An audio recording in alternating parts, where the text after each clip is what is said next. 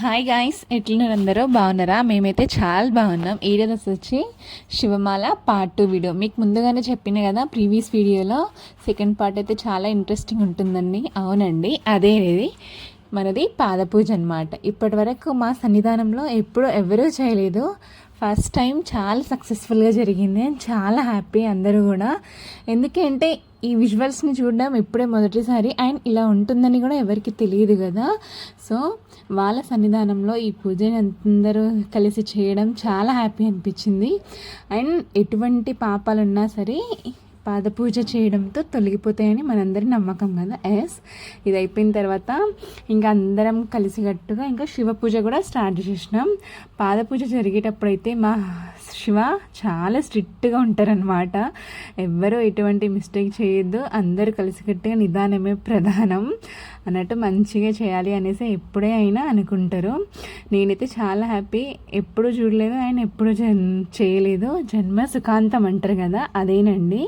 ఈ పూజ చేయడంతో ఎటువంటి కీడున్నా ఏమున్నా వెళ్ళిపోతుంది అని నమ్మకం. అండ్ చాలా హ్యాపీ అందరూ. ఇంకా నేనైతే సూపర్ డూపర్ హ్యాపీ. ఇంకా శివ పూజ అయితే స్టార్ట్ అయిపోయింది.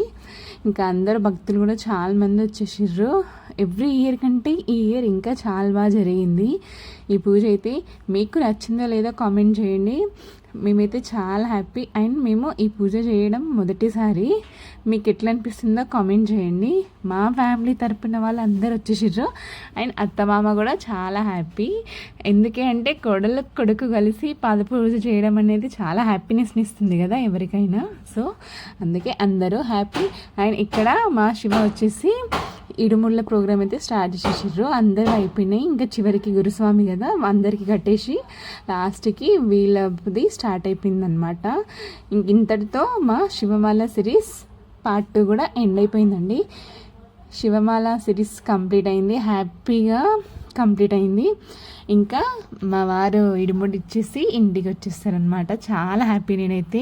ఎందుకంటే ఎటువంటి ఆటంకం లేకుండా హ్యాపీగా పూజ జరిగింది. నచ్చితే లైక్, షేర్, కామెంట్.